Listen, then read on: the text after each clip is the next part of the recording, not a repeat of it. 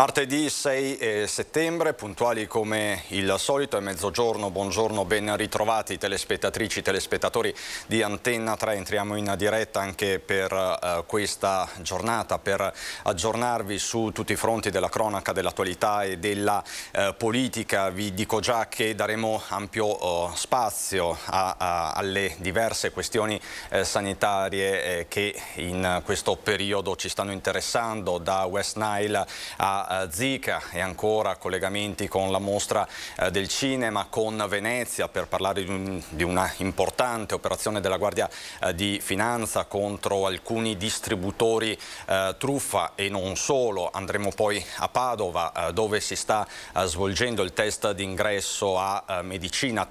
Oltre 3.000 le persone, i giovani interessati, tra ansie e speranze. Tanta la cronaca, tanta la politica, e vi posso già dare il sondaggio di questa sera, il nostro sondaggio del martedì, che riguarda il tema dell'immigrazione. Eccolo, la soluzione è il blocco navale. Se sì, 0422 1626 691, se no 0422 1626 690. La domanda, come sempre, è molto diretta, entra nel vivo di una questione che fa parte a pieno titolo di questa campagna elettorale, quando mancano meno di 20 giorni al voto. La chiamata, come sempre, è gratuita. L'esito di questo sondaggio questa sera a Ringa a partire dalle 21:15, in studio con il nostro vice direttore Ferdinando Avarino. Quindi il tema dell'immigrazione, che va ovviamente ad affiancarsi a quello del caro energia, dell'autonomia, delle varie riforme istituzionali del Paese. Chiaramente ne parleremo anche nel corso di questa prima edizione con diversi ospiti politici, ma come sempre partiamo dalla cronaca e partiamo da un'allerta, vi dicevo, sanitaria, che riguarda la Marca trevigiana, in particolare la città di Treviso, dove è stato individuato, identificato, rintracciato un caso di Zika nell'area di via Cattaneo. Quindi siamo nel capoluogo ed è scattata anche la disinfestazione. La scorsa notte è stato effettuato un trattamento specifico di disinfestazione dalle zanzare nell'area di via Cattaneo, dopo che si è manifestato un caso di Zika in un residente della zona. L'uomo, un 50enne rientrato dall'estero, si è sottoposto a dei controlli per dei sintomi simil-influenzali, che a seguito dei test hanno fatto emergere l'infezione da Zika.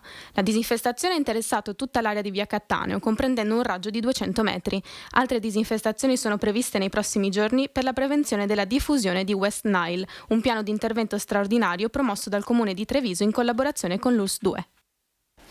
E a proposito di West Nile, ci muoviamo nella città del Santo, a Padova. Come sapete, la provincia di Padova è il territorio più colpito da West Nile in tutta Italia. Ieri sera alle 23:30 è scattata la disinfestazione nelle aree verdi della città. Facciamo il punto. 25 tra parchi, aree verdi e giardini di strutture per anziani sono stati interessati questa notte dalla disinfestazione straordinaria per debellare le zanzare e il rischio West Nile, visti i numerosi contagi che ci sono stati in città. Giardini dell'Arena, Campo dei Girasoli, Parco Villa Berta, Parco delle Farfalle, Parco degli Alpini, Parco Milkovic, Parco Europa, Parco Prandina, Parco Fornace Morandi e poi le aree verdi delle varie strutture delle residenze Civitas Vite, Alta Vita Ire, Parco del Sole e Casa di Riposo Maria Bambina. Hanno ricevuto un trattamento di disinfestazione con prodotti adulticidi e quindi resteranno chiusi fino al pomeriggio. Quello di oggi è una disinfestazione straordinaria che viene fatta adulticidi, quindi si va a cercare la zanzara adulta.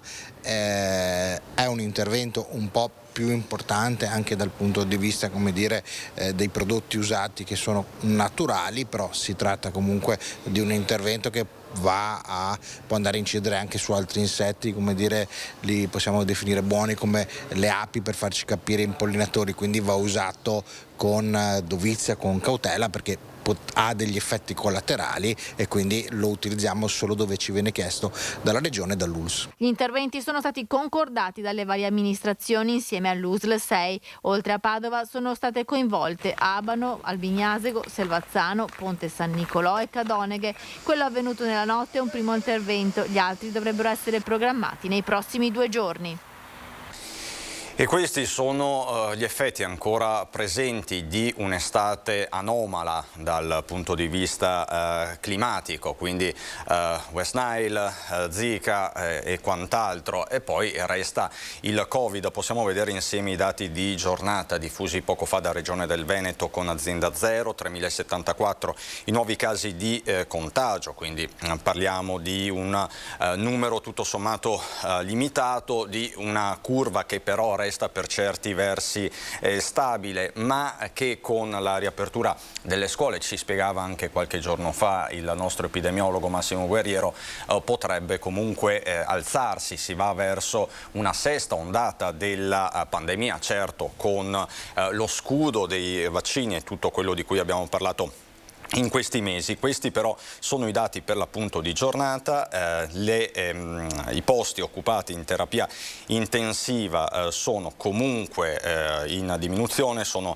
32, di questi 18 sono soggetti positivi, 14 negativizzati, 4 i decessi di persone positive al virus riscontrati nelle ultime 24 ore, collegata alla partita dei tamponi e quindi per fare il punto e vedere che novità ci sono in arrivo, soprattutto in vista dell'autunno, andiamo nel Vicentino. L'accesso al servizio è sempre su prenotazione. Da questi giorni ci saranno anche delle novità rispetto alla refertazione, che i pazienti sostanzialmente non aspetteranno più il referto in sala, ma potranno tranquillamente scaricarselo a casa nel giro di poche ore. Al punto tamponi dell'uso 8, passata l'ondata di richieste per le vacanze estive, è il momento di prepararsi per l'autunno. Un'estate anomala, caratterizzata dalla presenza dell'ondata Covid in via di definitivo affievolimento. Questa è una fase di transizione che potrebbe non presentare una vera e propria ondata, ma una presenza costante, continua, con andamenti ondulatori. Le strutture sanitarie mantengono alta l'attenzione che con l'arrivo del freddo potrebbe portare ad una risalita dei contagi. La situazione è un po' di stallo, nel senso che il picco di agosto l'abbiamo superato, egregiamente direi anche. Chiaramente siamo un po' preoccupati per l'autunno, siamo pronti ovviamente a ripartire, come si dice. Adesso vengono meno un po' di misure di cautela che erano state necessarie negli anni precedenti, perché è giusto ricominciare ed è giusto riprovare a ripartire, però le strutture insomma sono pronte per dare una risposta qualora la pandemia si ripresentasse alle porte. Così dunque nel Vicentino. Adesso la cronaca e ritorniamo sullo schianto mortale di domenica all'alba, costato la vita a un giovane 19enne di Santa Maria di Sala, indagata per omicidio stradale la fidanzata che si trovava alla guida dell'auto. La lite in auto al rientro dalla serata in discoteca, una tra le cause ipotizzate dagli inquirenti dell'incidente mortale di Noale lungo la Noalese, in cui ha perso la vita domenica scorsa all'alba Riccardo Gallo, 19 anni, di Veternigo di Santa Maria di Sala, sbalzato fuori dalla vettura condotta dalla sua fidanzata di 20 anni, neopatentata e ora indagata per omicidio stradale. I carabinieri della stazione di Noale hanno disposto l'alcol test e attendono l'esito. La macchina invece è stata sequestrata, ma nel mirino delle forze dell'ordine non ci sarebbe l'alta velocità. Al vaglio, tra le altre ipotesi, c'è, come già detto, il diverbio tra i due fidanzati in macchina, prima o durante lo schianto, a pochi chilometri da casa di Riccardo, a Veternigo. All'origine della tragedia resta l'uscita di strada improvvisa dell'appunto, andata sulla carreggiata opposta a sinistra e finita sul campo, dopo lo schianto sul lato passeggero, proprio quello dove era seduto Riccardo, dove anche oggi campeggia il mazzo di rose bianche. Andiamo adesso nel Bassanese, a Rosà, dove c'è molta preoccupazione per un fenomeno, una pratica che sta prendendo piede tra i giovanissimi. Si chiama Sentiero della Morte, è l'ultima moda tra i giovanissimi rosatesi che sfidano la sorte rischiando di farsi male e parecchio. 13-14 anni in pieno giorno, sprezzanti del pericolo, riprendono tutto con un telefono cellulare. Siamo a 2 passi dall'oratorio in pieno centro paese, proprio a ridosso della trafficatissima 47 Valsugana. A dare l'allarme il presidente del Circolo Noi di Rosà, Emilio Pegoraro. Loro scavalcano il parapetto che c'è della Roggia Balbi e attaccati al muro fanno una camminata lungo il muricciolo qua e vanno avanti un pezzo filmandosi e dicendo anche proprio Sentiero della Morte e poi si girano e tornano indietro. Pericolosissima come cosa? Sì, perché adesso la roggia è bassa, però a volte arriva anche a filo della strada, quindi si incanala anche da questo lato, quindi prende anche velocità, è molto pericoloso. E siamo qua un po' preoccupati anche di questa moda stupida, che invece di fare questo potrebbero fare altro alla loro età. Vorrei che questa cosa si interrompesse prima che succedesse quello che non dovrebbe succedere, insomma. Pegoraro ha avvertito la polizia locale, la sindaca Elena Mezzalira, attraverso i social ha lanciato un appello alle famiglie di Rosà. La domanda che mi viene è mio figlio quello che fa questa cosa o è una cosa che non riguarda nessuno? Cioè, le famiglie sanno cosa succede al di fuori di casa loro? Perché qua noi abbiamo visto tante situazioni, però questa è veramente... È una follia, questa è una follia, non dovrebbe neanche essere immaginata una cosa del genere. Questo è veramente da idioti proprio, il termine è giusto, idioti. E a proposito di follia giovanile, di fenomeni che fanno preoccupare, sono ritornati i giovani delle baby gang a invadere il centro di Treviso. È successo nel fine settimana con i commercianti che attraverso i nostri microfoni hanno lanciato un appello preciso a Comune e Prefettura. Istituire una proposta, istituire un numero verde, una linea diretta per raccontare, monitorare il fenomeno.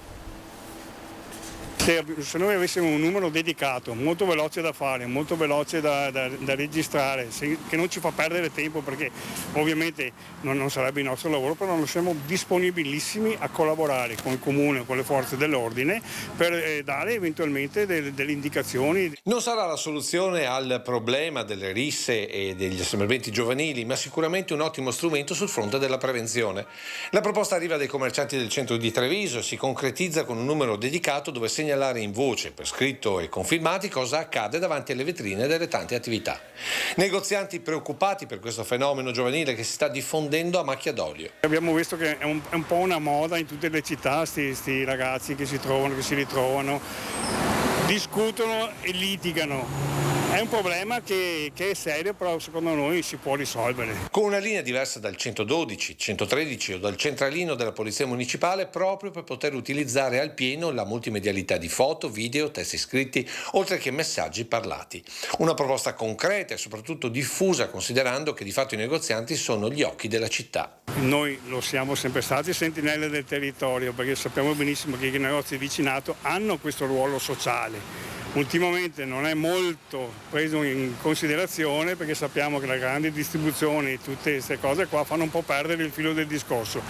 Però se ci fosse collaborazione col Comune, con le forze dell'ordine, noi siamo disponibili a collaborare. Del resto gli assembramenti e le seguenti risse si formano proprio lungo le vie principali dove è un continuo di vetrine. Quando magari vediamo che c'è un agglomerato di persone, di personaggi, possiamo avvisare, sono qui e quindi potrebbe essere un'idea. E vi mostriamo adesso queste immagini che arrivano da Istrana, dalla nostra Erinda Chitezza, che sta seguendo il passaggio di consegne tra il colonnello pilota Nadir Ruzzon, comandante uscente, e il colonnello pilota Emanuele Chiadroni, comandante subentrante. Così dunque alla base dell'aeronautica militare del 51esimo stormo di Istrana. L'evento è presieduto presieduto dal comandante forze da combattimento generale di divisione area Luigi Del Bene. Come vedete sono presenti numerosissime autorità civili e militari, vedete il sindaco, i sindaci appunto di Strana, Vedelago dell'area, Mario Conte e insomma c'è buona parte del mondo politico istituzionale trevigiano e ovviamente anche il mondo militare delle forze dell'ordine. Questa sera vi racconteremo questa importante cerimonia. A proposito di grandi eventi, come sapete in questi giorni stiamo seguendo, grazie al nostro Lorenzo Maier, la mostra del cinema di Venezia, che sta davvero stupendo in tutti i sensi. Ieri c'è stato anche un record di presenze, insomma si è ritornati davvero ai livelli pre-pandemia sembrerebbe, poi i nomi sul red carpet sono veramente eccezionali. Lorenzo, buongiorno, come sta procedendo? Buongiorno Cristian e per i nostri telespettatori. Molto bene, hai detto bene tu, ieri record di presenza, una mostra che sembra essere tornata ai livelli pre-Covid, con il pubblico, con tante sorprese. Ieri sta in delirio per Harry Styles, questo derby con Timothée Chalamet, due personaggi opposti ma che sembrano la faccia della stessa medaglia, che fanno impazzire i teenager, e anche abbinato a questo i giovani, anche i maestri di cinema. Oggi quarto film italiano in concorso, arriverà il grandissimo Gianni Amelio con il suo film Le Formiche, per cui i maestri e anche le nuove frontiere. Record anche al Lazzaretto Vecchio con tutta la frontiera sur del Wuhan, per cui direi una mostra che sta procedendo molto molto bene e sta accontentando i palati per tutti i gusti. Tra l'altro, ecco, tu stai intervistando tantissimi personaggi, stranieri, italiani, insomma in questi giorni ci stai proponendo delle esclusive pazzesche. Ce n'è una in particolare che ci terrei fossi te ad annunciare, insomma, perché hai intervistato la Divina a pochi giorni, a una settimana circa dal matrimonio. Lorenzo. Federica Pellegrini, sì, ieri devo dire è stato anche per me un grande onore, un piacere poterla così incontrare, e abbiamo visto veramente una coppia, perché era insieme al marito Matteo Giunta, molto tranquilla, molto rilassata. Federica mi ha dato l'impressione di una persona che sa benissimo chi è, nel senso sa che è una diva, è una campionessa di nuoto con tantissimi incarichi a livello nazionale e internazionale, però allo stesso tempo anche molto alla mano, sa che il suo personaggio è un personaggio di grandissimo spicco. È venuta qui a Venezia, appunto come dicevi, con il marito per ricevere un premio importante collaterale per un suo docufilm, e ci ha concesso in maniera molto semplice, senza diciamo così essere troppo altestosanti, è stata molto alla mano e ci ha concesso questa piccola esclusiva che, se sei d'accordo, vediamo. Assolutamente, vediamola insieme. Federica Pellegrini, alla Mostra di Venezia ieri sera com'è andata? Bene, benissimo, è stata una serata incredibile. Poi io devo dire sono molto onorata di essere stata premiata per il mio docufilm Underwater, perché in un ambiente come questo, magico per il cinema italiano, essere premiata comunque per un docufilm sportivo è una grandissima soddisfazione, quindi molto molto felice. Sei qua con tuo marito, com'è andata questa prima settimana da marito e moglie? Fa sempre strano mio marito, è una settimana che ce lo diciamo e ci fa sempre molto strano, ma nel senso positivo, quindi è volata. Una settimana, ce l'hanno detto sabato mattina, ci hanno detto è già passata una settimana. Come una settimana? Sembrava veramente ieri. Che cosa vi portate nel cuore di sabato scorso? Ma è ancora sabato, no? No, è domenica oggi. No, è ancora sabato scorso. Ah, sì. No, no, è lunedì oggi, Madonna. Vedi, questa un'onda lunga di emozioni. È finito troppo presto e abbiamo ancora nella mente vivide queste sensazioni di questo bellissimo giorno. E credo che che rimarrà lì ancora per molto. Sì. Mancano i 4 cani. Sì, a completare il quadretto mancano i 4 bulldog francesi che per questi impegni, perché adesso faremo 3 giorni finalmente solo io e Matteo prima di ricominciare a lavorare, abbiamo lasciato ai nonni, quindi una è in montagna con i nonni qui vicino e gli altri 3 sono a Pesaro dai nonni di Pesaro. State già lavorando, quindi niente viaggio di nozze? No, esatto, partiremo a dicembre perché Matteo ricomincia a lavorare subito, io anche, e quindi abbiamo deciso di partire più in là. Chi è che ha deciso di partire più in là? Tu o... Insieme, in realtà... Il lavoro ha deciso per noi. Esatto. Ultimissime 2 cose, cosa farai Federica per appunto comincerai a lavorare, quali sono i tuoi progetti futuri? Beh, adesso dobbiamo filmare un cortometraggio per il mio sponsor tecnico, ma è un cortometraggio che non si riferisce al prodotto, ma più che altro ha un messaggio motivazionale per i giovani e quindi è una cosa molto molto interessante. Stiamo aprendo, cominciando a parlare di un progetto importante tra me e Matteo, sempre dal punto di vista sportivo. C'è in ballo un progetto culturale al quale io tengo tantissimo, che però non posso ancora rivelare, e quindi ci sono tante cose molto interessanti. E col nuoto, con gli atleti, il tuo ruolo nel CIO? Beh, il mio ruolo nel CIO va avanti ormai da un anno buono a questa parte, adesso gli impegni ovviamente via via che passerà l'estate saranno sempre più assidui, ma quello è un impegno che insomma è costante durante l'anno. E la situazione del nuoto italiano com'è? Per tutti e 2? Beh, allora io ero a Roma, è stata una settimana incredibile, sia per il nuoto in generale che anche per Matteo, perché comunque ha portato 4 atleti e di quei 4 atleti diversi l'uno dall'altro, in stili completamente diversi l'uno dall'altro, sono riusciti a prendere 3 su 4 la medaglia, la quarta sfiorata veramente per pochissimo, quindi sono stata contenta sia per il movimento generale del nuoto sia per Matteo, perché insomma so quanto lavoro c'è dietro e quindi sì.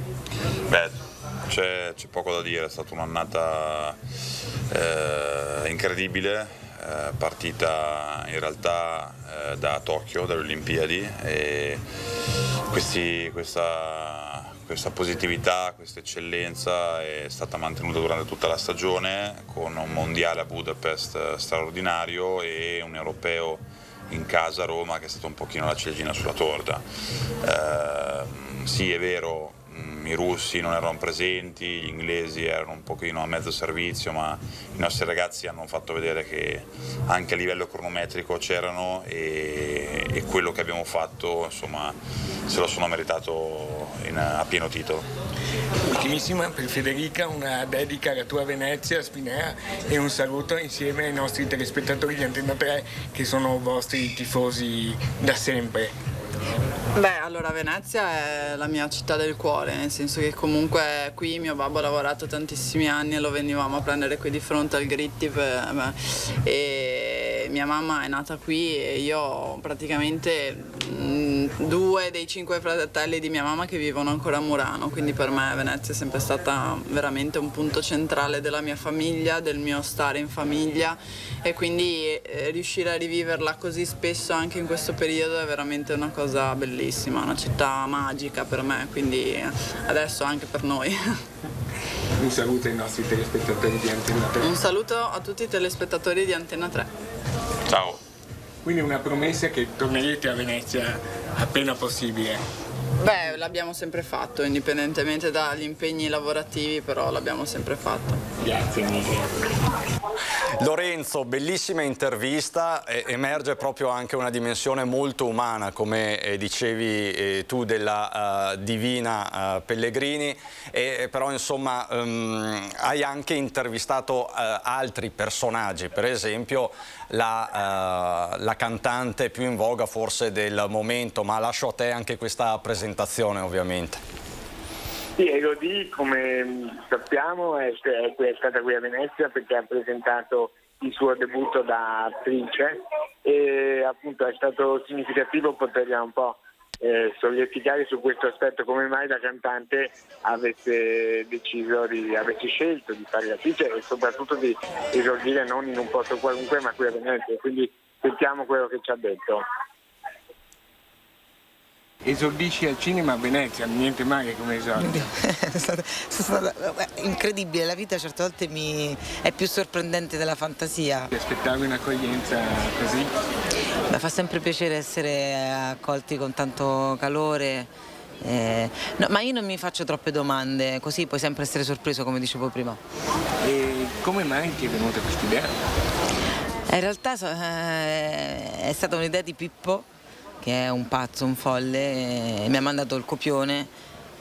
Io ho risposto con la stessa follia, mi sembra la cosa più giusta. Ho letto il copione, ho letto la sceneggiatura, il personaggio di Marilena era talmente incredibilmente sfaccettato che mi è sembrata veramente un'occasione incredibile per fare qualcosa per me, per raccontare una storia importante. È terapeutico? Sicuramente terapeutico, sì. Io spesso anche da cantante interpretando, spesso non racconto quello che sono veramente io, ma interpreto un personaggio. Invece in questo... anche questa è l'unica cosa che posso dire che si sposa con il mestiere dell'attrice. Per tutto il resto, anche solo le tempistiche, queste attese nella musica. Un saluto a tutti i telespettatori e le telespettatrici di Antenna Musica 3. Lorenzo, parata di Stell, senza dubbio. Chi saranno i prossimi? Puoi darci qualche anticipazione?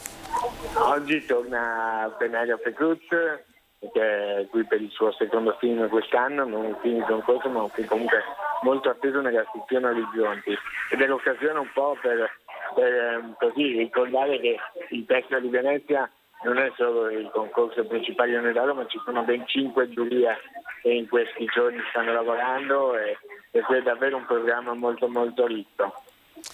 Lorenzo, grazie davvero per questa tua corrispondenza e grazie perché ci fai salutare da tutti sostanzialmente, e sono saluti che ci fanno bene, insomma. Grazie al nostro... Certo, soprattutto per i nostri telespettatori che ci seguono e meritano che le stelle si rivolgano un po' anche a loro. Assolutamente, hai perfettamente ragione. Ti ringrazio, buon lavoro davvero Lorenzo. A presto, arrivederci.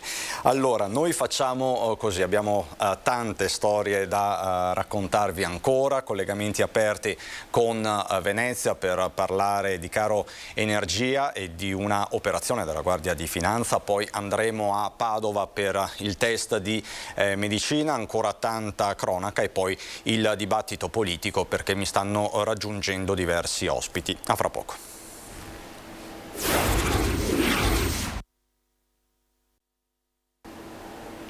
Di nuovo in diretta su Antenna 3, ve l'ho detto prima della pubblicità, saremo andati a Venezia e a Venezia andiamo adesso con la nostra Ilaria Marchiori e Sandro Ponchio, perché ci sono importanti aggiornamenti, soprattutto c'è un'operazione della Guardia di Finanza. Se sei d'accordo, Ilaria, buongiorno, partirei proprio da qui. Sì, buongiorno Cristian, buongiorno ai nostri telespettatori, sono d'accordissimo perché è un'importante operazione proprio compiuta dalle Fiamme Gialle di Venezia, che hanno scoperto, pensate, ben 11 distributori nel territorio della provincia di Venezia che pubblicizzavano dei prezzi più bassi di gas, benzina e gasolio rispetto invece a quelli che effettivamente venivano praticati dai clienti. La Guardia di Finanza l'ha scoperto in base ai controlli sul territorio che erano stati intensificati e da qui hanno avuto proprio tutti i riscontri di quello che in questi distributori si stava effettivamente facendo. Si tratta di oltre 30 controlli svolti che hanno consentito di rilevare appunto 11 presunti casi di irregolarità presso questi distributori situati tra Mestre, Jesolo, Salzano, Musile di Piave, Mira, Cavarzere e Chioggia. In particolare a questi titolari sono state sanzionate, sono state contestate, le violazioni come l'omessa comunicazione ovviamente al Ministero per lo Sviluppo Economico dei prezzi che venivano praticati da questi distributori presso il portale Osservatorio Prezzi Carburante, ovvero la comunicazione di questo prezzo inferiore a quello che veniva appunto effettivamente poi praticato al pubblico, una vera e propria truffa per i clienti e per chi andava a fare appunto rifornimento in questi distributori. Per queste violazioni sono interessati i comuni competenti per il territorio in quanto titolari del potere di fare le previste sanzioni amministrative, dunque comprese anche quelle che riguardano varie casistiche, e le sanzioni variano tra un minimo di 516 euro a un massimo di oltre 3.000 euro. Allora, avete sentito questa operazione delle Fiamme Gialle, tra l'altro non è l'unica della giornata, ma siamo qui proprio per parlare di caro prezzi. In questo caso abbiamo parlato di una truffa, ma comunque riguarda quello che sta succedendo anche col caro carburanti. Insieme a me qui abbiamo l'assessore della Comune di Venezia, la mobilità e trasporti, Renato Boraso. Innanzitutto benvenuto Boraso, per parlare appunto di questo caro bollette che ha ovviamente intaccato anche il Comune ed è andato a toccare le tasche della gente per quanto riguarda anche i trasporti, perché è aumentato anche il costo dei rifornimenti per quanto riguarda i vaporetti a Venezia. Beh, intanto faccio i complimenti alla Guardia di Finanza e ringrazio che hanno avuto il coraggio di agire, ma hanno trovato veramente il coraggio di agire per fare questi controlli, perché c'è una speculazione in corso che è spaventosa. La speculazione riguarda i prezzi alla pompa, ma riguarda la vita quotidiana dei nostri concittadini, perché poi tutto si riflette, come dicevi bene, la situazione economica si ripercuote in un aumento inflazionistico che tocca anche i servizi. Però aggiungo, io faccio un invito alla Guardia di Finanza, se posso farlo. In questi giorni sono arrivate le bollette dell'Enel alle famiglie, alle nostre famiglie e imprese decuplicate. Ognuno di noi sa cosa significa nella propria famiglia come cittadino o come impresa una decuplicazione che non si giustifica. Lo dico alla Guardia di Finanza, indagate perché c'è un problema. L'energia elettrica, il 60%, è prodotta dal fotovoltaico e dall'idroelettrico, solo il 40% si genera con gli idrocarburi, quindi carbone, petrolio e gas. Qualcuno ci spiega perché hanno decuplicato la bolletta? Perché il kilowattora è decuplicato, quando solo il 40% ha avuto aumenti purtroppo legati alla guerra, alla speculazione del gas, del petrolio e quant'altro. Allora ecco, indagate che su questa vicenda, perché le famiglie non ce la fanno più, le imprese non ce la faranno più ed è in gioco il futuro del nostro paese su questa vicenda, sulla parte energetica. Poi noi abbiamo avuto purtroppo, come hai ben già anticipato, un evento che si chiama pandemia. La più grande azienda dei trasporti del Veneto ha avuto un buco finanziario di 150 milioni di mancati incassi. Molto poco è arrivato purtroppo dai famosi trasferimenti dello Stato, ma noi ci troviamo addosso nel 2022 che c'è stata un po' di ripresa, questo non è, ovviamente la si vede, insomma il turismo è ripartito, ma purtroppo stiamo scontando 150 milioni di euro di mancati introiti, che inevitabilmente si ripercuoteranno in termini economici con una enorme perdita da parte dell'azienda del trasporto pubblico. Noi non vogliamo mettere a rischio i servizi dei nostri concittadini veneziani, né a rischio i servizi per chi oggi vengono a visitare la città. Certo, dal 1° di settembre abbiamo chiesto un sacrificio, però un sacrificio che riguarda il non residente. Lo dico per evitare polemiche. Ci sono stati aggiunti 2 euro, ovviamente, stiamo anche valutando di aumentare anche i servizi, tipo per esempio i bagni pubblici all'interno della tariffa dell'utilizzo del trasporto pubblico locale, se sarà tecnicamente consentito, cioè dare più servizi, anche per esempio il biglietto di un grande museo importante della città e altre cose, ma questi 2 euro si giustificano ovviamente perché stiamo scontando una perdita enorme.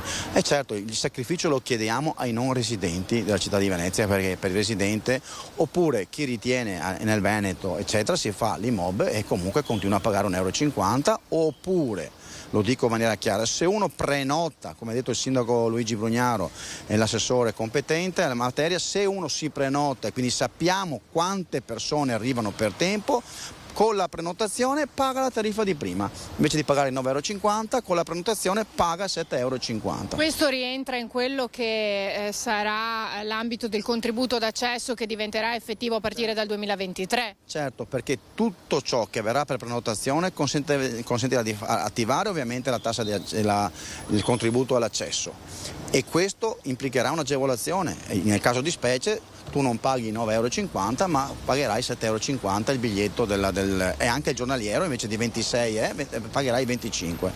Io però invito, ho visto delle polemiche di persone da Chioggia eccetera, però sinceramente uno che abita a Chioggia, uno che abita anche in provincia di Venezia o in provincia nel nostro bellissimo Veneto, fatevi l'IMOB, perché con l'IMOB tu paghi 1,50 € il vaporetto. Allora sinceramente è un incentivo, uno perché è una carta dei servizi che ti apre tante agevolazioni in città, e la nostra è una bella città anche da visitare, quindi hai con la carta Venezia, la Venezia unica, consenti poi di aprirti tutto un mondo di agevolazioni. Quindi io invito, per carità capisco le polemiche, però sinceramente vorrei vedere qualsiasi azienda privata e non a dover scontare 150 milioni di euro di mancati introiti, purtroppo certamente causati da una situazione della pandemia. I contributi purtroppo sono arrivati pochi da Roma e noi dobbiamo assolutamente garantire i servizi di navigazione e di terraferma per i cittadini residenti in primis e per i turisti che verranno, e soprattutto non perdere un posto di lavoro, perché abbiamo un'azienda di quasi 3.000 collaboratori e dobbiamo sempre garantirgli lo stipendio. Quindi assessori, i residenti non verranno toccati da questi aumenti? Assolutamente. Anzi abbiamo fatto una scelta, per esempio, non so se qualcuno si ricorda, c'era questa discriminazione per chi prendeva il bus numero 5 dall'aeroporto, si trovava la sovrattassa anche da residente, anche lì perché c'era un problema del passaggio dall'aeroporto a Tessera, abbiamo tolto anche questa cosa e anche lì il residente paga solo 1,50 € e non la sovrattassa dei 5 euro. Allora sinceramente per il residente non cambia nulla, però lanciamo un grande invito, invece di far polemiche andate agli uffici, se anche uno abita a Treviso, abitasse a Verona, uno si fa la tessera IMOB se ama la città di Venezia e ha tutti i servizi con tutte le agevolazioni, quindi sinceramente credo che stiamo facendo una manovra che incide solo sul turista, ma il turista deve sapere che trova una città più pulita, più organizzata, ovviamente con una situazione economica che abbiamo avuto una grande difficoltà finanziaria che vogliamo recuperare.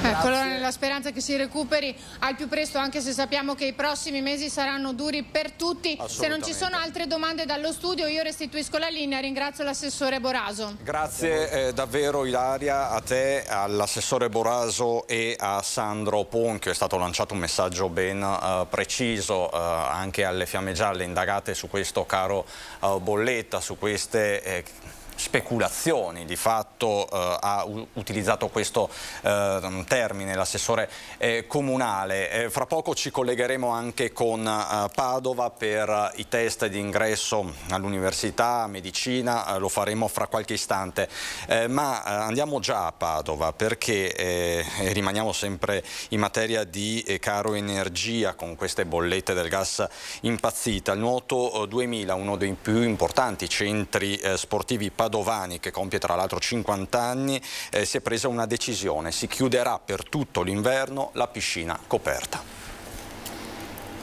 La preoccupazione è diventata un incubo perché oggi non siamo più in grado di preventivare assolutamente i costi delle bollette che in una piscina ovviamente, essendo sempre acceso l'impianto, sono aumentati a dismisura. Noi avevamo già a febbraio previsto una chiusura temporanea invernale perché la bolletta era saltata da 30.000 a 90.000 euro, 88 per la precisione, questo solo per il gas. E non era sostenibile perché 88.000 euro al mese erano già difficili. Oggi però il nostro consulente energetico, piuttosto che le bollette come stanno arrivando, ci dicono che il balzo è ulteriormente di 3 volte, per cui passiamo da circa 200-300.000 euro all'anno previsti a 1 milione, forse anche abbondante. Con 1 milione non possiamo neanche più alzare la testa. Perché piscina chiusa? Perché piscina chiusa, per esempio, con l'impianto solare questa piscina viene riscaldata e sarebbe anche pronta per essere riscaldata, ma l'impianto solare noi oggi l'abbiamo dedicato tutto ai sanitari, quindi l'acqua della vasca coperta è fredda. In questo momento comincia a essere molto borderline per poterla praticare, mentre la vasca estiva fuori è ancora funzionante perché il sole la riscalda. La vasca interna ci dà già l'idea di quello che succederà tra un mese. Ma quindi questo cartello non lo togliete? Questo cartello per quest'anno rimane là tutto l'anno, purtroppo. E dall'ente fornitore del gas ci è stato detto adeguate le tariffe. Vuol dire che noi da 10 euro dell'ingresso di oggi, più o meno da 8 a 10 ingresso, dovremmo prevedere 40 euro per un bagno in piscina oppure 200-300 euro per un corso di nuoto, che è una cosa che proprio non ci sentiamo con. Non volete alzare i prezzi? No, assolutamente. Noi facciamo un'attività sociale. Ecco, un'attività sociale, dice questo imprenditore, ve la stiamo raccontando proprio in questi giorni, una situazione che accomuna tante categorie merceologiche. Ci sono diversi ristoratori che hanno lanciato l'allarme. Ieri avevamo erano ospiti della collega Francesca Bozza, gli operatori della ceramica, gli agricoltori, insomma è un mondo economico completamente in subbuglio. Vi devo dare una notizia proprio di questi istanti, un aggiornamento che arriva dal Vicentino, dove è morto folgorato un operaio, è successo stamane mentre eseguiva dei lavori sopra un silos all'interno di un'azienda agricola a maneggio a Montecchio Maggiore, per l'appunto in provincia di Vicenza. Sul posto sono intervenuti il SUEM 118 e gli ispettori dello Spisal assieme ai vigili del fuoco. Questo a pochi giorni da un incidente che mi pare analogo per certi versi sempre nel settore primario, che si è registrato a Verona. Insomma, la piaga delle morti sul lavoro che continua a colpire duramente la nostra regione. In attesa di collegarci con Padova, con Guido Barbato, do il benvenuto ai miei ospiti che sono qui con me per aprire la pagina politica. Alessandra Nava, buongiorno. Avvocato di Italia Viva e Calenda, quindi il terzo polo. Abbiamo poi Maurizio Mestriner del Movimento 5 Stelle. Buongiorno Mestriner. Buongiorno. Le chiedo, lei è trevigiano, è la prima volta che forse viene nostro ospite qui in studio? Così sì, sono trevigiano, io sono di Ponzano, ma attivo con la politica, diciamo, trevigiana e legato al Movimento 5 Stelle, all'attività di Meetup da quasi 15 anni. No, non è la prima volta, sono già passato. Mentre collegato via Skype Giovanni Fraiese, se non sbaglio Fraiese lei adesso è a Verona, dico bene, di Italexit. Esattamente, buongiorno. Buongiorno Fraiese. Allora, io direi di fare una battuta su questo caro energia, perché la situazione è in continua evoluzione. Possiamo vedere anche l'ANSA nazionale proprio in questi minuti. Il MIT, cioè il Ministero per la Transizione Ecologica, ha pubblicato il nuovo regolamento, quello sui risparmi per intenderci, meno 1 grado per il riscaldamento. Possiamo vedere anche l'ansa.it. Il regolamento per realizzare da subito risparmi utili a livello europeo e prepararsi a eventuali interruzioni delle forniture di gas dalla Russia. Quindi insomma queste sono le premesse. Nava, è la strada giusta questa del regolamento?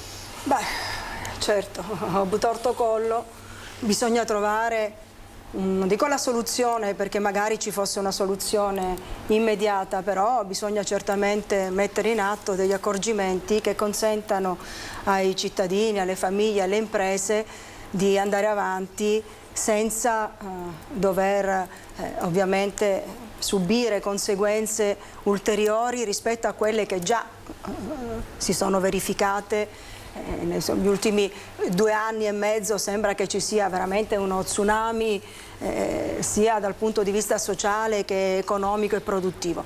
Quindi certamente era necessario fare qualcosa. Adesso, per carità, tutti chiedono a Draghi una ricetta magica dopo che si è ritenuto che la sua attività, la sua importantissima opera anche a livello, diciamo così, internazionale e soprattutto per quanto riguarda questo gravissimo problema, potesse tranquillamente attendere i tempi delle campagne elettorali, del nuovo governo, eccetera. Io mi permetto solo di fare una ulteriore considerazione. Sentivo stamattina in radio come un parlamentare, un ministro, mi sembra russo, rilasciasse ancora delle dichiarazioni, tra virgolette, infuocate rispetto alla loro arma del gas, no? Ecco, allora ho ritenuto che più dall'Italia giungono dei segnali contraddittori rispetto al mantenimento delle misure nei confronti della Russia, rispetto al fatto che si debba o meno portare avanti l'impegno che si è già preso di sostegno all'Ucraina, più arrivano questi segnali contraddittori da Salvini, anche da Conte. Ieri ho ascoltato degli interventi a porta di una persona, a mio parere davvero molto sulle sanzioni confusa, alla Russia, sulle poi sanzioni ci torneremo. molto confusa. Dico che secondo me più arrivano questi messaggi contraddittori, più dall'altra parte si alza la voce e si ritiene che sia questo il momento per battere ancora di più su di noi. Ecco, tra l'altro diciamo che la Russia alza il tiro con Mosca che dice, la portavoce del Ministero degli Esteri forse faceva riferimento a questo. Italia spinta al suicidio economico dagli Stati Uniti. Ma da qui ripartiamo, perché adesso vedo collegato da Padova il nostro Guido Barbato. Perché vi dobbiamo raccontare questa giornata importante per migliaia di studenti che sognano di diventare medici, e sappiamo quanto bisogno c'è di profili sanitari non solo nel nostro Veneto. Guido, buongiorno. Proprio così, Cristian, buongiorno a te e a tutti i nostri telespettatori. Sono 3.000 i giovani classe 2002-2003 principalmente arrivati qui a Padova presso la fiera per sostenere il test di ammissione alla facoltà di medicina e chirurgia dell'Ateneo Padovano. Sono con il prorettore incaricato della didattica, il professor Marco Ferrante. I ragazzi presenti sono tutti praticamente del nord-est o del nord Italia. Professore, 3.000 aspiranti, per quanti posti? Buongiorno a tutti.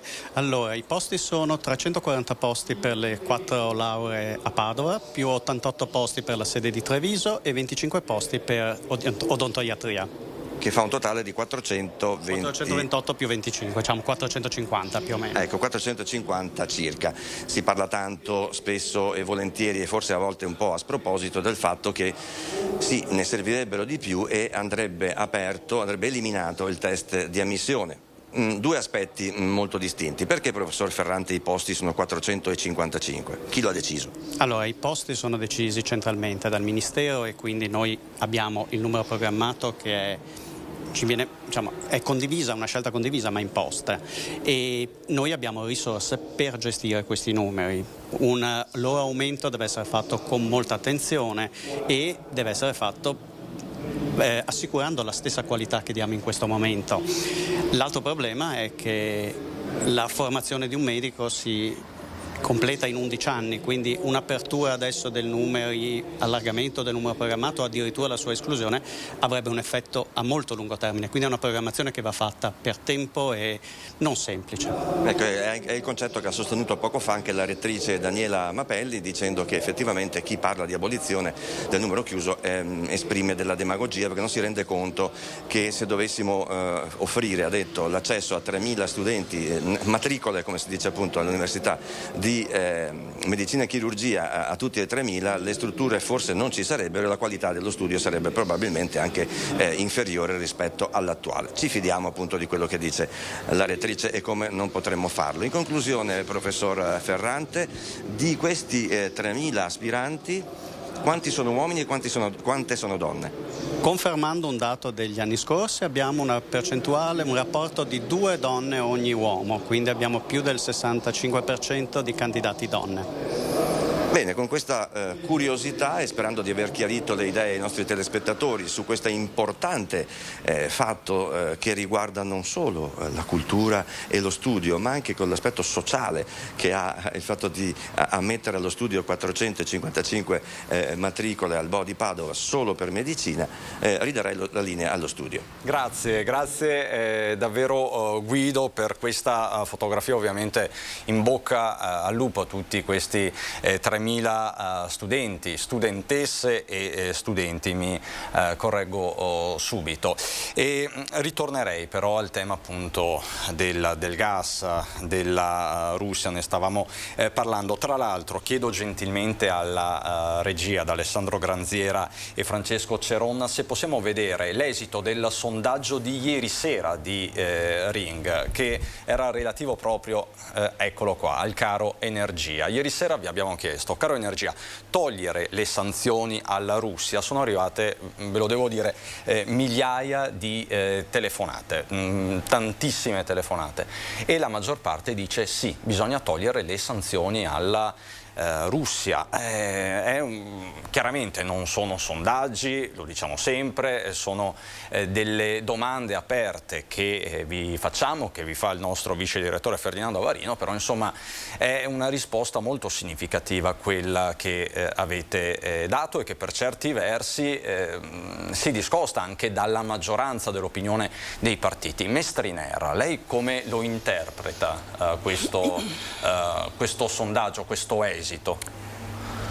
L'esito, a mio avviso, è più che riguardante al titolo, è che tante persone sono preoccupate del caro energia.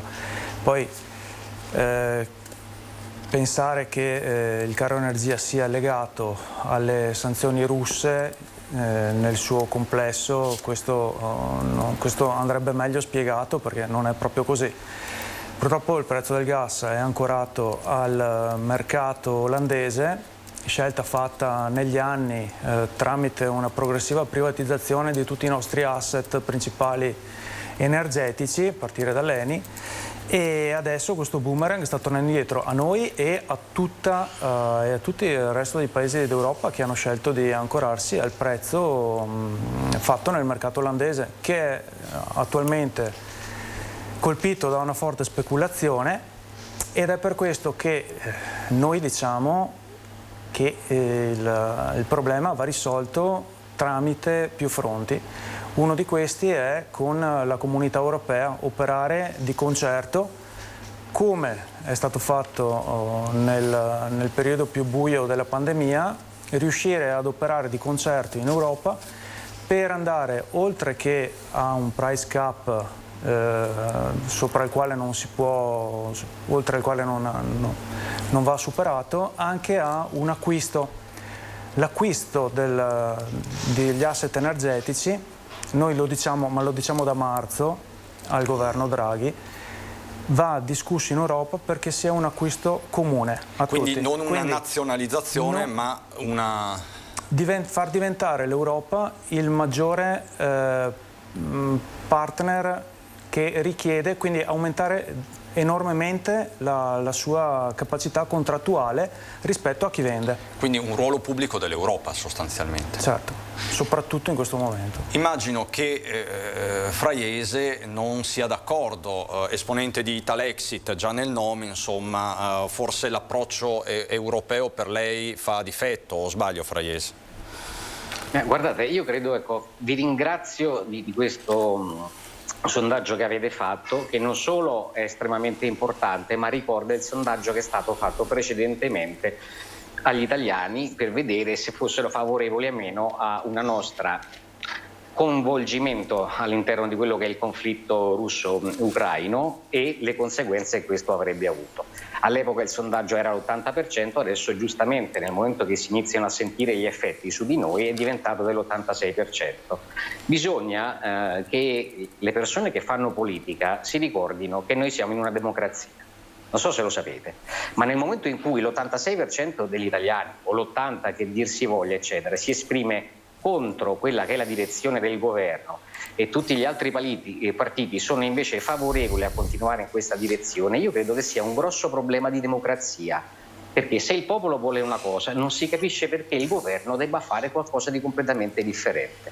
Gli interessi di chi stanno seguendo? Sicuramente non quello delle persone, e la soluzione non è quella di continuare a farci soffrire, pagare e diventare più poveri. La soluzione, mi dispiace, è radicalmente completamente differente. Noi siamo del tutto contrari alla guerra, alla maniera in cui è stata fatta, e sarebbe il caso di uscirne fuori il prima possibile, perché altrimenti la guerra la stiamo facendo semplicemente a noi stessi. Vi ricordo che il rublo, rispetto a prima della storia della guerra, ha raddoppiato di valore in questo periodo. Quindi ciò che sta facendo non è affatto un qualcosa che sta rendendo la Russia più povera e mettendola in ginocchio, lo sta facendo con noi, forse è il caso di smetterlo. Ma quindi, Fraiese, le chiedo un commento su queste parole pesanti del portavoce del Ministero degli Esteri russo, che parla di Italia spinta al suicidio economico dagli USA. Come giudica queste parole? Ma è così, ma non solo dagli USA, anche dall'Europa. Guardate che il discorso, tra l'altro, del TTF olandese è un po' più complesso, perché noi la maggior parte del gas le prendiamo a prezzi che sono già fissati. Lì c'è una parte piccola di quello che viene in questo momento utilizzato, credo circa il 20% che viene trattato a questi prezzi. Quindi il discorso è molto diverso semplicemente da come viene rappresentato e francamente non capisco perché, basta che guardate che cosa è successo anche al dollaro rispetto all'euro, come mai stiamo perdendo potere d'acquisto da tutte le parti? Nessuno se lo chiede. Nava, la vedo abbastanza perplessa. No, sono rimasta un po' colpita dalla dichiarazione secondo la quale ci dimenticheremmo di essere in una Repubblica democratica, ma è talmente evidente che non ce lo dimentichiamo, cioè che ognuno di noi può esprimere la sua opinione, ma soprattutto non possiamo dimenticare che se qualunque governo dovesse andare avanti sulla scorta di sondaggi, peraltro per carità rispettabilissimi, ma che non possono che essere rappresentativi soltanto di una parte, no? Quantomeno di chi si sottopone poi al sondaggio, al di là dei controlli eccetera, ma fortunatamente la nostra Costituzione ha previsto una rappresentanza parlamentare secondo la quale determinati interventi, soprattutto quelli importanti come questo di cui stiamo parlando, della nostra adesione a livello europeo, alle sanzioni e quant'altro, è stata decisa a maggioranza dai nostri rappresentanti parlamentari. Fortunatamente un governo e una nazione non si fonda sui sondaggi, altrimenti staremmo ogni giorno a fare dei referendum più o meno legittimi e più o meno opportuni rispetto a delle scelte che devono passare solo ed esclusivamente attraverso i nostri rappresentanti. Tanto è vero che adesso andremo a votare prima di quando era previsto, proprio perché i nostri qualche rappresentante, certamente non i miei, non i miei rappresentanti, hanno deciso così. Questa è la democrazia e quindi il popolo naturalmente si affiderà ai programmi previsti e proposti da ciascuno e su quello poi si deciderà qual è il governo voluto dagli italiani, non certamente dai referendum occasionali o occasionati che non danno stabilità e non rispettano la nostra Costituzione. Vorrei ricordare che ogni tanto io sono, guardi, una fautrice dell'educazione civica, da un'età in cui si può già far capire ai bambini il funzionamento dello Stato. Quindi credo che questo sarebbe bene che ognuno di noi se lo ricordasse, ogni tanto rispolverarla la Costituzione può far bene. Prima di andare da Mestriner vi farei sentire le parole pronunciate poche ore fa da Maurizio Lupi, che come sapete è uno dei leader di Noi Moderati, quindi dell'ala diciamo così centrista, della variegata ala centrista. Lupi che appunto parla di queste sanzioni alla Russia e che difende a spada tratta l'impostazione del governo Draghi. Sarebbe devastante e stupido in questo momento ritornare indietro sulle sanzioni, farebbe dei danni non alla Russia ma farebbe dei danni all'Italia e all'Unione Europea. Noi dobbiamo senza se e senza ma proseguire con l'Occidente e l'Europa nelle sanzioni contro la Russia, ma l'Europa e l'Occidente devono aiutare i paesi e quindi le imprese e le famiglie che subiscono le conseguenze di queste sanzioni. Per questo chiediamo all'Europa di fare un debito pubblico europeo come si è fatto per il Covid. Chiediamo di utilizzare i fondi europei strutturali che sono già a disposizione per dare immediati ristori, ma la libertà ha un costo, ed è un costo importante per tutti, altrimenti senza libertà e senza difesa delle nostre istituzioni e dei nostri confini non c'è neanche benessere. Ecco, Mestriner, lei prima ha detto la questione delle sanzioni alla Russia è molto complessa, è un mosaico, ma come giudica queste parole di Lupi? Lei si sente più vicino a queste parole o al quadro tracciato da Fraiese di Italexit? Dunque, perché molto spesso il Movimento 5 Stelle su questo tema, sulle sanzioni alla Russia, sui rapporti con la Russia, al pari della Lega, viene tacciato di ambiguità. No, nessuna ambiguità.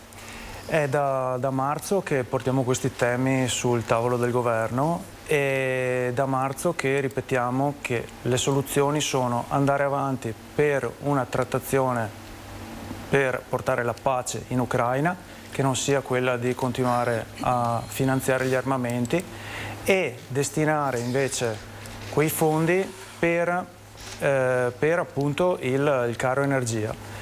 Le sanzioni vanno mantenute perché deve essere una risposta non nazionalista ma di tutta l'Europa che fa fronte a questa ingiustizia che l'Ucraina sta subendo, e quindi le sanzioni vanno mantenute.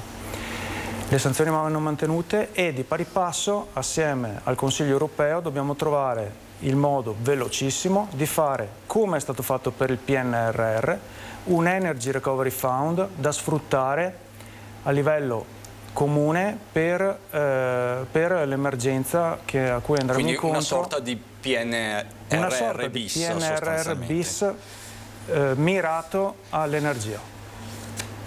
Allora, io farei un passo ulteriore, vi toccherei un'altra tematica. Ieri sera avete visto questo sondaggio di Ring che offre uno spunto molto interessante in ore concitate dal punto di vista del caro gas, e lo saranno probabilmente sempre di più da qui alle prossime settimane man mano che ci avviciniamo all'autunno. C'è poi un altro tema, quello dell'immigrazione, che fa capolino in questa campagna elettorale. Da qui il nuovo sondaggio di Ring che vi abbiamo proposto in apertura di questa prima edizione. Rivediamolo insieme. Immigrazione, la soluzione è il blocco navale, il numero verde per dire sì, il numero rosso per dire di no. Anche qui dalla regia mi dicono che stanno già arrivando una marea di telefonate, perché stiamo appunto lanciando temi particolarmente sentiti, anche divisivi per certi versi. Come sapete, tra l'altro, questa è una proposta di Fratelli d'Italia che è ritornata negli anni in varie salse, anche c'è da dire. La stessa Lega per certi versi non la sostiene del tutto, preferisce il ripristino dei decreti sicurezza.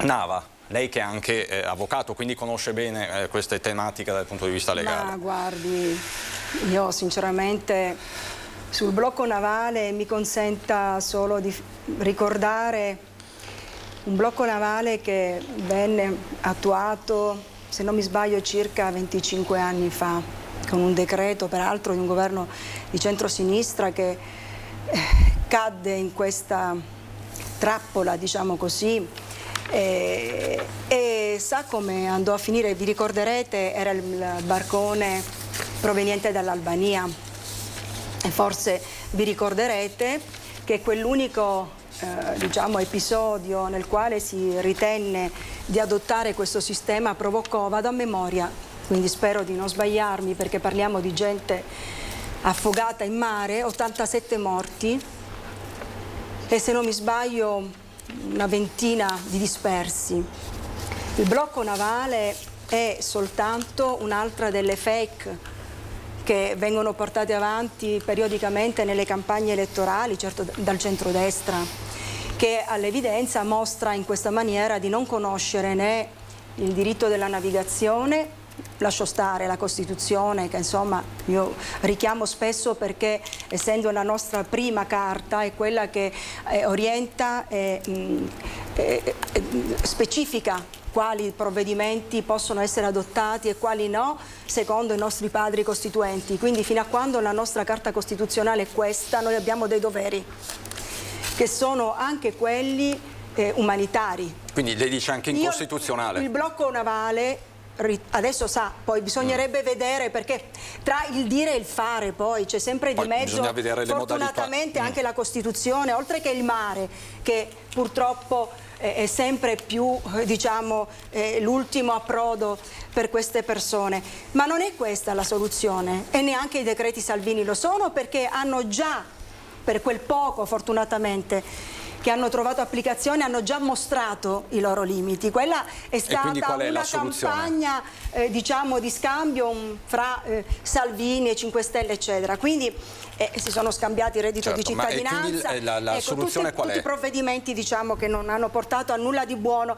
Ma guardi, allora la soluzione è che naturalmente qui bisogna smetterla di far credere alla gente che in Italia ci sia qualcuno che vuol far entrare così numeri esorbitanti di persone senza regolarizzazione, perché noi gli immigrati, anche clandestini, lo dico con cognizione di causa, li abbiamo sempre avuti, e nei periodi in cui sono stati di più è stato proprio allorquando abbiamo posto delle regole così ferree e inattuabili per le quali abbiamo creato dei fantasmi, e i fantasmi, sa, che non hanno nessun riconoscimento e non hanno nessun tipo di opportunità all'interno della società, diventano dei fantasmi che sono poi a disposizione di chi di loro si vuole approfittare. Lasciamo perdere tutti coloro che lavorano senza essere regolarizzati e che rappresentano per noi, nel tempo lo hanno sempre fatto. Quindi la mancata regolarizzazione del fenomeno. Ci vogliono dei provvedimenti, sì, di ingresso, naturalmente, per regolamentare, però attenzione, non dimentichiamo che è un fenomeno che noi non possiamo bloccare facendo finta che si possano costruire dei muri. I muri non si costruiscono, i muri si abbattono, e occorrono politiche di ingresso regolamentate e anche di regolamentazione nei limiti di quello che l'Italia può ovviamente Chiarissima Nava. Fraiese, su questo punto del blocco navale. Allora, intanto volevo fare una piccola specifica, visto che si sente parlare di Costituzione più volte eccetera, è la stessa Costituzione che le forze del governo e di sinistra hanno completamente calpestato in questi ultimi 2 anni. Vi ricordo che al primo punto della nostra Costituzione c'è scritto che il popolo è sovrano, quindi la volontà popolare in realtà va ascoltata, non è che perché qualcuno abbia votato precedentemente qualcos'altro allora il sistema permette a questi che sono stati votati di fare qualcosa di completamente diverso da ciò che avevano detto che avrebbero fatto o da ciò che si trovano a fare contro quella che è la volontà popolare, perché la democrazia è un pochettino più complessa. Per quanto riguarda il blocco navale, guardate, c'è un grosso problema in Europa. L'Europa la possiamo paragonare a un grande condominio. Ci sono degli stati che stanno all'Attico, tra l'altro molto lontani da una serie di problemi e che godono di tutta una serie di vantaggi. Vi ricordo che la Germania, da quando siamo entrati nell'euro, ha raddoppiato quello che è la produzione monetaria del singolo cittadino, mentre l'Italia addirittura rispetto a 25 oramai o quasi anni fa l'ha persa rispetto a allora. Quindi c'è un qualcosa in questo condominio che non funziona molto bene.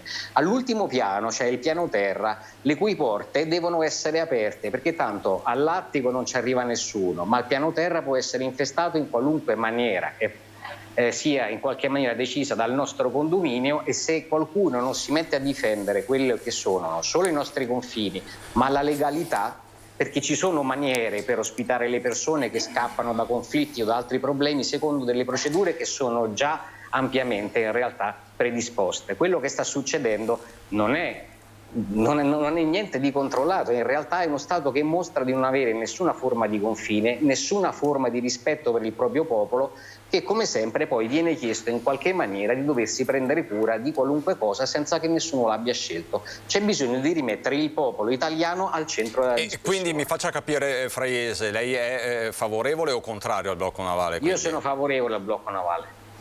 Mestriner.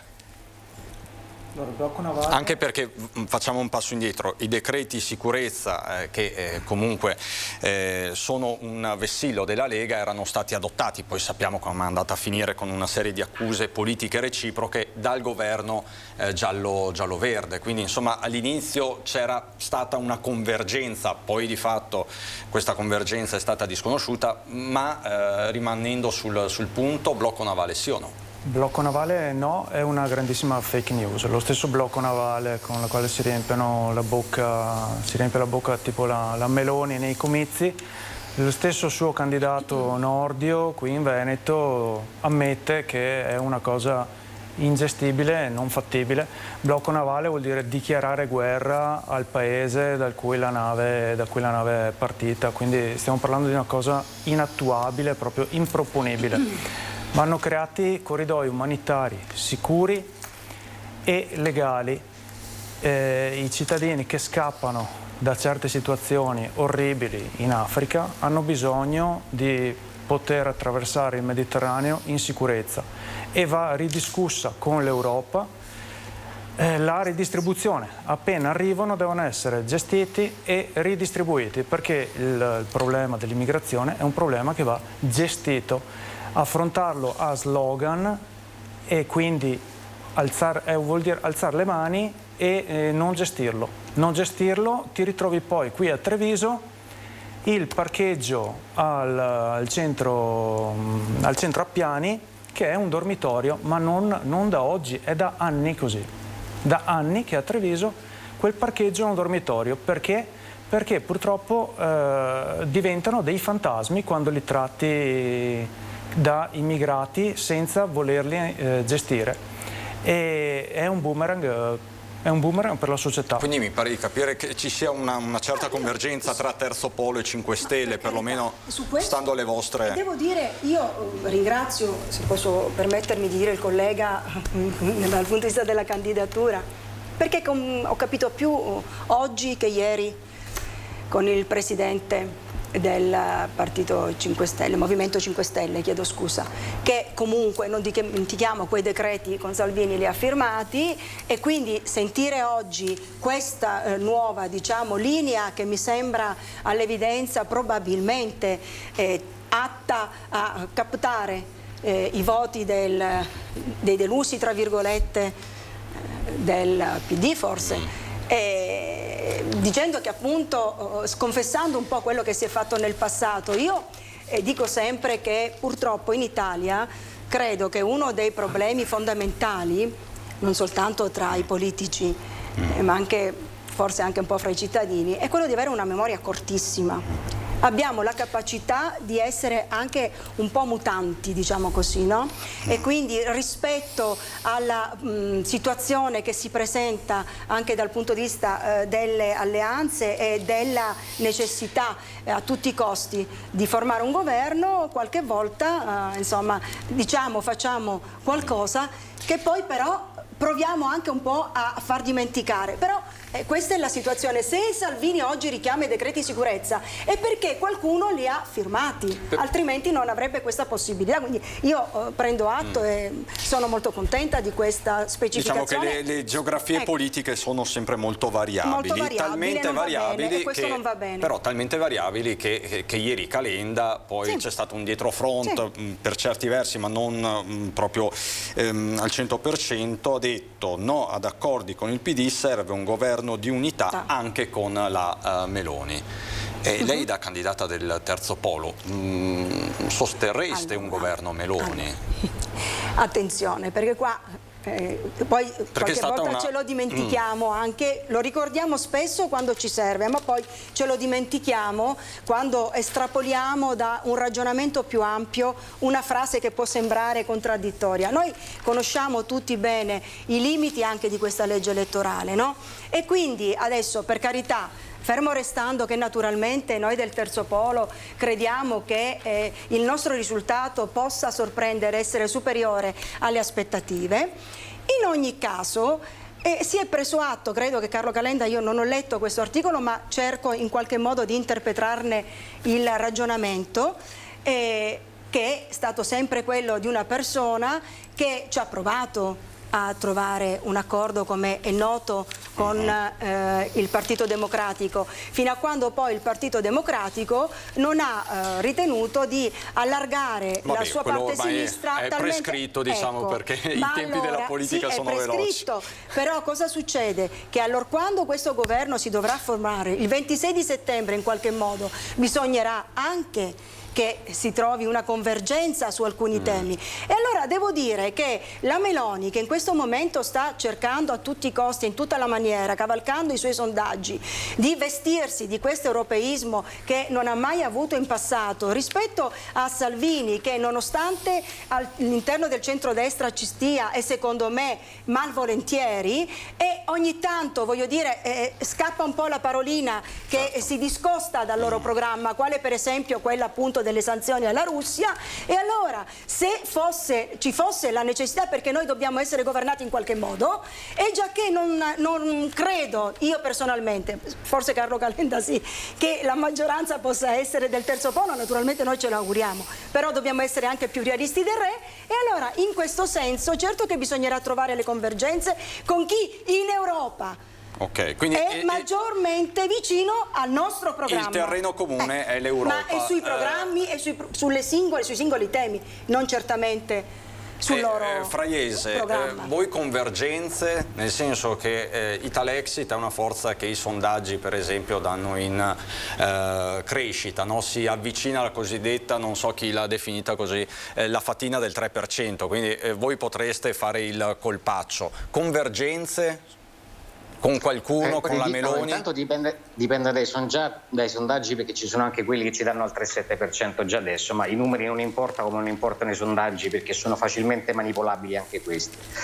Quanto riguarda la domanda, io credo che il programma politico che ha la Meloni in questo momento non abbia niente a che vedere col nostro. È molto più facile vedere apparecchiato un governo di larghe intese tra centrodestra e centrosinistra, piuttosto chi ha una visione completamente diversa della direzione in cui vogliamo sviluppare il Paese. Quindi insomma non vede margini da qui al breve e medio periodo. Atlantisti non siamo, europeisti non siamo contrari alla digitalizzazione in Costituzione, quindi francamente sarà un po' difficile trovare un punto d'accordo. Sì, la vedo oggettivamente dura. Poi, come dicevamo prima, le geografie politiche sono sempre variabili, però insomma staremo a vedere. Io vi riporterei a Piazza dei Signori a Treviso, dove ieri era presente, ha lanciato un po' la campagna elettorale in Veneto, perlomeno questo ultimo scorcio di campagna elettorale, 2 settimane, 3 settimane, poco più, Matteo Salvini, che è ritornato sul tema dei temi, almeno in Veneto, quello dell'autonomia. Sentiamo Salvini. Anche qualche alleato di centrodestra sull'autonomia non sempre è stato sensibile. Sto giro ci siamo, sto giro tocca a noi e non vedo l'ora. Cosa? L'autonomia con Fratelli d'Italia? Sì, perché c'è nel programma. La Meloni non può dire ni.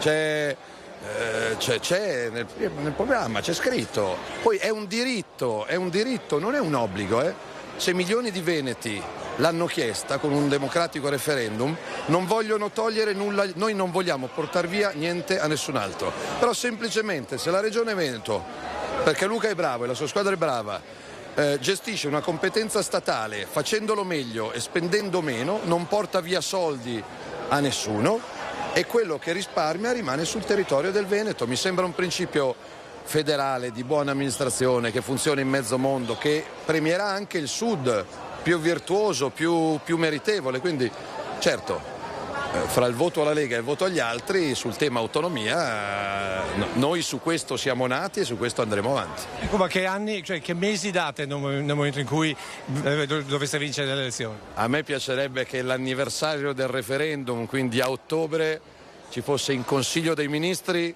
la legge quadro, che costa zero, non occorrono soldi, si può fare, le elezioni sono il 25, il nuovo Parlamento è convocato per il 13, il governo ce l'ha in carica subito dopo e quindi dopo 5 anni dal referendum avere l'approvazione almeno in Consiglio dei Ministri per me sarebbe un orgoglio, oltre che essere giusto per milioni di cittadini che hanno detto sì al referendum. Lo avete sentito, su domanda specifica del nostro Lucio Zanato, relativa alla tempistica, Salvini dice il 22 ottobre del 2022, se saremo al governo, porteremo di fatto la legge quadro dell'autonomia, la porteremo, insomma. Sapete che è in ballo questo testo da tantissimo tempo, la stessa Gelmini l'aveva preannunciato per la fine dell'anno, ma insomma è il classico impegno da nodo al fazzoletto. Mestriner, queste parole pronunciate a Treviso, che senso hanno?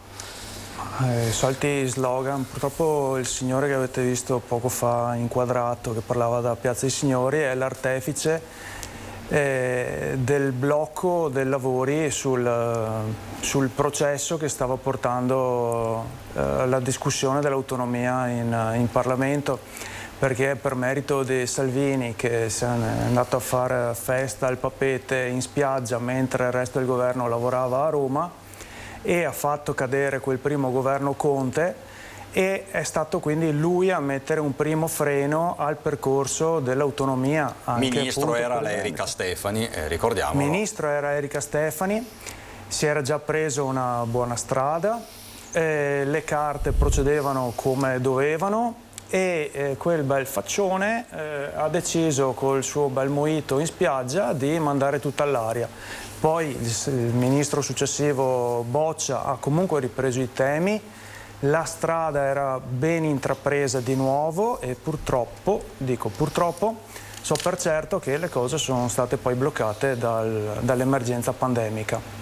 E Fraiese, un'Italia che esce dall'Europa, quella che avete in mente voi, un'Italia sovrana sostanzialmente, è un'Italia che può avere spazio anche per l'autonomia e questo tipo di rivendicazione? Qual è il vostro approccio nei confronti di questo tema specifico? Diciamo che intanto, se l'Italia tornasse a essere uno Stato sovrano, le condizioni probabilmente sarebbero estremamente differenti. L'autonomia credo che sia un punto fondamentale, ma guardate, l'autonomia ha un senso anche molto più ampio. L'autonomia energetica, tanto per iniziare, è una necessità che oramai ci troviamo in qualche maniera invece a dover affrontare. L'autonomia di scegliere quali sono le leggi che vogliamo in realtà adoperare, l'autonomia di poter seguire quelle che sono le indicazioni del popolo all'interno dei referendum, mentre si è creato un meccanismo di controllo burocratico in Europa che di fatto leva qualunque forma di autonomia a tutti gli italiani, perché siamo diventati sudditi di un governo e di un potere che è molto distante da noi e che da noi non dialoga, al massimo bastona, oppure utilizza forme di costrizione di vario genere perché si faccia sì quella che è una politica che purtroppo di positivo per il nostro Paese ha estremamente poco. Allora, io farei così, lancio un ultimo contributo, che così ci spostiamo su un altro campo, quello dei diritti civili. Se ne parla tantissimo in questa campagna elettorale, c'è stata anche una polarizzazione per certi versi, è diventato virale il video di questo papà single, questo video appello a Giorgia Meloni sull'adozione da parte dei single nello specifico. Vediamolo. Cara Giorgia Meloni, mi piacerebbe trovarmi a un tavolo con te e chiacchierare un po' di adozione, un tema che entrambi riteniamo cruciale da punti di vista diversi, e se ti farà piacere potrebbe essere il tavolo di casa nostra, mia e di Alba. Sei la benvenuta, porta anche tua figlia a Ginevra. Alba vi accoglierebbe con uno dei suoi tipici sorrisi. Mentre le nostre figlie giocherebbero insieme, ti racconterei di noi. Siamo diventati un noi ormai da 5 anni, quando Alba aveva 27 giorni di vita e nessuna famiglia disposta ad occuparsi di lei. Ora una famiglia ce l'ha. Tu sei mamma, io sono papà. Siamo entrambi genitori e siamo entrambi capaci di amare ed educare le nostre figlie, di superare qualunque difficoltà per loro, di vivere per loro, di agire per il loro unico bene. Lo faccio io tutti i giorni per Alba, lo fai tu tutti i giorni per Ginevra, in un momento della tua vita che immagino ti risucchi ogni energia. Alba è una bambina serena, amata e felice. La gente ci dice spesso che siamo speciali, io invece, come forse saprai, lotto quotidianamente per affermare il contrario. e cioè che siamo una famiglia esattamente come lo sono tutte le altre. Una famiglia la nostra con un papà single che in Italia con l'attuale legge non avrebbe potuto adottare un bambino. Io e Alba siamo una luminosa eccezione alla regola delle adozioni, che come sai è ammessa dalla legge italiana solo perché Alba ha una grave disabilità. Sono certo che al nostro tavolo mi diresti che si tratta di un'enorme assurdità, che questo va cambiato perché è un'idiozia che per un bimbo disabile sia sufficiente un solo genitore e per gli altri ce ne vogliono 2 sposati. Vi aspettiamo allora. E poi qua da noi facciamo una pizza leggendaria. Non potete proprio rifiutare. Luca e Alba. Ecco qua, il video è diventato presto virale. Come vi dicevo, si parla tanto anche di diritti civili in questa campagna elettorale, quindi siamo partiti giustamente dall'emergenza del momento che è il caro gas, i rapporti geopolitici, la Russia, l'architettura dello Stato tra autonomia e presidenzialismo, anche questo è un tema che non abbiamo affrontato nello specifico ma lo faremo, e diritti civili. Vi chiedo proprio brevissimamente, perché poi in questo caso è davvero un sì o un no. Lei per esempio, Nava, sarebbe favorevole adozione per i gay, per i single? Assolutamente, io sono favorevole all'amore in tutte le sue manifestazioni. Noi siamo quelli che hanno voluto fortemente la legge sulle unioni civili contro tutto e tutti, ci siamo presi un sacco di insolenze da categorie che, come quella evidentemente a cui appartiene Giorgia Meloni, ha un concetto assolutamente ristretto della famiglia. Io conosco la storia di questo padre, l'ho seguita dall'inizio sui social, soltanto sui social, credo che sia straordinario lui, ma posso attestare che ha dovuto superare degli ostacoli enormi con il Tribunale dei minori per avere l'affidamento, ed è una vergogna che soltanto perché, come lui ha ricordato, si trattava di una bambina che è perfettamente normale dal punto di vista della sua personalità, ma che all'evidenza purtroppo aveva delle difficoltà, gli è stato consentito. Io credo che noi dobbiamo essere determinati e non dobbiamo cadere in questa trappola del finto perbenismo, di quelle finte forme di famiglia tradizionale, che di tradizionale ormai non hanno più nulla se non le loro tragedie personali interne che tendono anche a nascondere agli altri. Quindi assolutamente i diritti civili in tutte le loro manifestazioni è un impegno che noi nel nostro programma abbiamo previsto e che intendiamo, come abbiamo fatto anche in passato con Italia Viva e con il governo Renzi, assolutamente portare avanti adesso che la nostra forza è maggiore e lo sarà anche dopo le prossime elezioni. Fraiese, su questo punto specifico, in generale i diritti civili, voi come intendete declinare tutto questo, chiamiamolo settore, insomma, questa parte del vivere, nello specifico l'adozione per i single? Ma guarda, l'adozione per i single è un discorso talmente complesso che dare una risposta sì-no sarebbe banalizzare un discorso che in realtà è veramente estremamente complesso, soprattutto alla luce di quelle che sono le angolazioni di vista che stanno uscendo fuori nell'ultimo periodo. Mi dispiace, toccherò un tema molto scottante, ma che bisogna anche prendere in considerazione che esiste, che è quello della pedofilia. È da alcuni considerata oramai una devianza, non so neanche se si possa dire a questo punto, comunque adesso vengono chiamati in Inghilterra MAPS, Minor Attracted Persons, però sappiamo tutti che esiste una parte della popolazione che comunque ha un desiderio sessuale nei confronti dei bambini. Guardate che questa è una cosa che va presa in considerazione estremamente seriamente, perché una cosa è volersi sessualizzare i nostri figli fin dall'inizio, cosa su cui noi siamo già completamente contrari. Un'altra cosa è comunque eventualmente esporre, questo non significa che il rischio non ci sia anche nelle famiglie composte in maniera tradizionale, perché succede anche questo, però chiaramente aprire la possibilità a chiunque, tra virgolette, anche per esempio un maschio single che possa avere quel tipo di interesse, comunque apre delle questioni di una complessità ribadisco che invece va approfondita, non può essere scartata semplicemente a priori, e noi siamo sicuramente contrari a quella che è la sessualizzazione dei bambini. E Nava la vedo molto perplessa. Mi scusi, sai, io non utilizzo mai termini forti. Io credo che lei stia parlando di un fenomeno che non conosce. Quello che lei dice è aberrante, e io che mi sono occupata e mi occupo per mestiere anche del tremendo fenomeno della pedofilia, le posso dire che lei ha detto un cumulo di assurdità, perché purtroppo i fenomeni di pedofilia si sviluppano all'interno delle famiglie tradizionali e soprattutto, guardi, la informo, di solito sono purtroppo la conseguenza di persone che hanno a loro volta subito delle molestie sessuali dal loro padre, per esempio, da quel padre che li ha generati all'interno di una famiglia tradizionale. Io, guardi, le consiglio di fare delle affermazioni con cognizione di causa, perché un fenomeno come questo che lei ha banalizzato, attribuendolo ai gay o alle persone che hanno assolutamente lei così Fraiese, ha detto, sentiamo Fraiese. Mi scusi, ha banalizzato. Primo, è tipico di chi non conosce quello di cui parla. Fraiese, prego. Non sa di che cosa parla e non so che lavoro fa. Io faccio l'endocrinologo, ho a che fare io anche faccio con l'avvocato disturbi penalista. di gender disforia, benissimo. Bene. Quindi so molto meglio lei di che cosa sta parlando. Non credo, e ho guardi. anche detto, sì, cara, gentilmente sì. Lei appunto faccia il penalista, che probabilmente è meglio.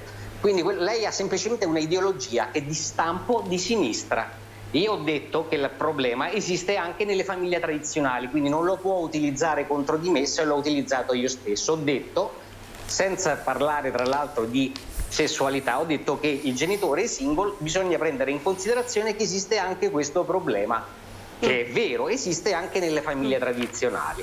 È chiaro che non possa esistere in maniera preponderante nelle famiglie single, perché fino a questo momento abbiamo avuto qualcosa che rende difficile la possibilità di questo. Quindi, a fronte di una posizione più chiara sulla pedofilia, e in realtà io apprezzo ciò che lei ha detto, cioè di definirla appunto un qualcosa di orrendo, ma la informo che nella sinistra molti non la vedono così, la vedono come una normale deviazione di quello che è la preferenza sessuale di qualcuno, e su questo mi dispiace. Sui bambini non credo, lei non è informato, guardi, lei non è molto informato. Mestriner, chiudo con lei. No, guardi. Non scendiamo, vede, questo denota. Insulti no, vi prego, non scendiamo sul personale. Ignora ciò di cui sto parlando. Non scendiamo sul personale, vi prego. Mestriner. Su questo tema, ecco, su questo tema portiamo adozione single, per esempio. Si pone a favore del mondo LGBT, delle adozioni single, e di far lavorare il Parlamento da subito sull'aumento dei diritti alle persone che vivono purtroppo in uno stato di privazione di diritti. Questo non deve spaventare nessuno.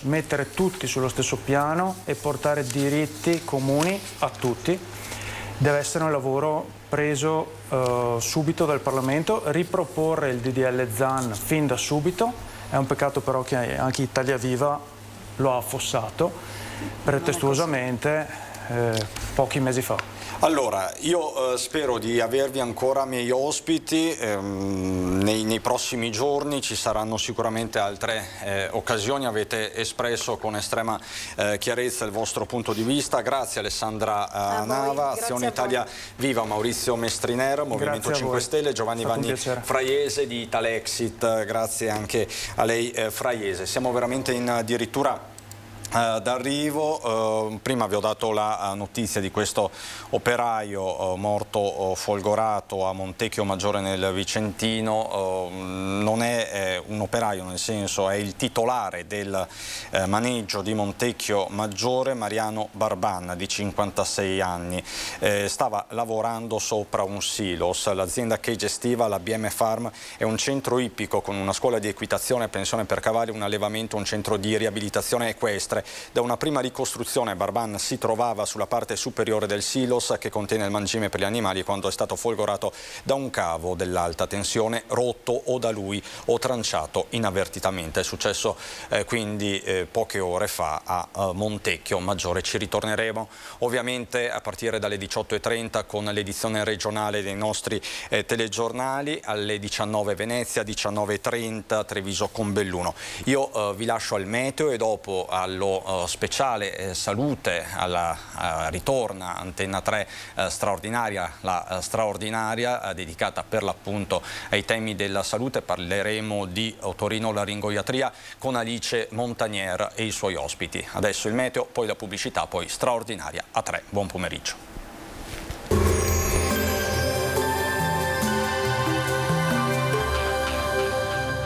Cooperativa Agricola Volpago offre carne fresca di prima qualità. Ci trovi a Volpago del Montello, Pieve del Grappa, Tre Baseleghe e presso lo spaccio del contadino a Dolo e Massanzago. Bentrovati al meteo. Alta pressione sul nostro territorio, dunque bel tempo, ma dura poco perché da metà settimana arrivano nuove piogge. Intanto il dettaglio di martedì 6 settembre. Sul Veneto sarà soleggiato con cielo in genere sereno o velato. Precipitazioni assenti. Nel pomeriggio però aumenterà la probabilità di qualche acquazzone limitato alle zone montane. Temperature stazionarie e gradevoli, minime tra 15 e 22 gradi, massime invece comprese tra i 27 e i 31 gradi all'incirca. Spostiamoci ora sul Friuli Venezia Giulia, su pianura e costa cielo in prevalenza sereno, sui monti qualche nuvola al mattino più variabile nel pomeriggio con occasionali rovesci. Temperature minime sui 18-22 gradi, massime intorno ai 27-31 gradi. Infine diamo uno sguardo alla situazione del Trentino Alto Adige, dove sarà per lo più soleggiato, quantomeno nelle ore centrali. A seguire potrebbero verificarsi isolati temporali. Temperature minime intorno ai 16-18 gradi, massime sui 30-32 all'incirca. Dal meteo di Antenna 3 per ora è tutto, grazie per l'attenzione, arrivederci.